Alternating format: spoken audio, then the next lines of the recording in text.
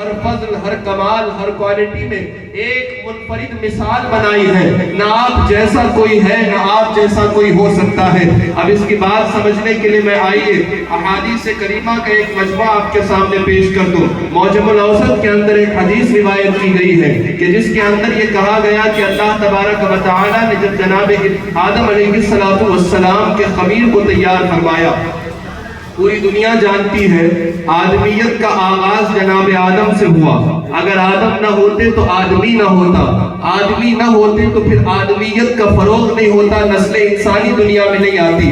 اب اس کو دلیل اور حدیث کی روشنی میں سمجھتے چلیے. ہم یہ دعویٰ تو کرتے ہیں کہ یقیناً جناب آدم کی جڑ بھی محمد الرسول اللہ کی ذات ہے، جناب حوا کا وجود بھی مصطفیٰ کی ذات کا محتاج ہے، بلکہ یوں کہہ لو کائنات کا ذرہ ذرہ وجود مصطفیٰ کا محتاج ہے. اب آؤ میں آپ کو حدیث مبارک کی روح سے یہ بات سمجھانے لگا ہوں. جب اللہ تبارک و تعالیٰ نے جناب آدم علیہ السلام کے مقدس خمیر کو تیار فرمایا اور ابھی جسد خاکی تیار ہو چکا ہے، مٹی سے حضرت جناب آدم علیہ السلام کے مقدس خمیر کو گوندھ دیا گیا. رب تعالیٰ نے روح کو تخلیق فرمائی اور روح سے حکم دیا کہ اے روح آدم کے جسد میں چلی جا، آدم کے اس خاک کے پتلے میں چلی جا. روح اللہ تبارک و تعالیٰ کا حکم مان کر عرض کرنے لگی مولا تیرا حکم ٹالنے کی کس میں مجال ہے. حکم ہوا، روح اندر گھس گئی. ابھی کچھ ہی لمحے گزرے تھے، خدا جانے وہ کتنا وقت تھا، اس وجہ سے کہ یہ اس وقت کی بات ہے جب ابھی وقت بھی وجود میں نہیں آیا تھا. اللہ بہتر جانتا ہے وہ لمحے کتنے تھے، لیکن اللہ تعالیٰ کی مشیت، رب کے حکم اور ارادے کے موافق جسد خاکی آدم میں جب روح داخل ہوئی، کچھ ہی وقفے کے بعد پھر فوراً باہر آ گئی. عرض کرنے لگی مولا یہ جسد خاکی آدم میں تو نے جانے کا حکم دیا، میں چلی گئی، لیکن اندر میرے لیے کوئی انتظام نہیں ہے.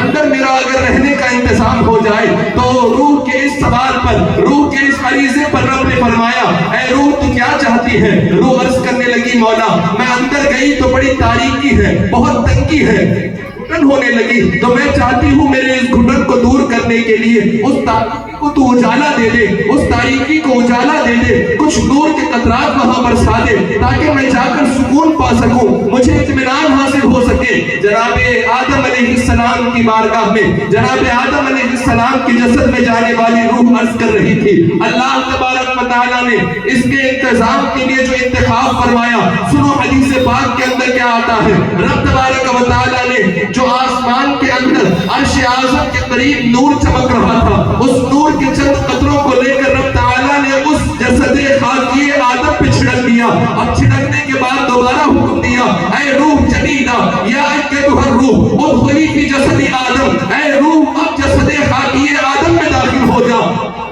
جناب آدم علیہ السلام کے خمیر میں جب روح داخل ہوئی، اب ایسے داخل ہوئی ہے کہ باہر نکلنے کا نام نہیں لے رہی ہے، اندر سکون پا چکی، اطمینان حاصل ہو چکا.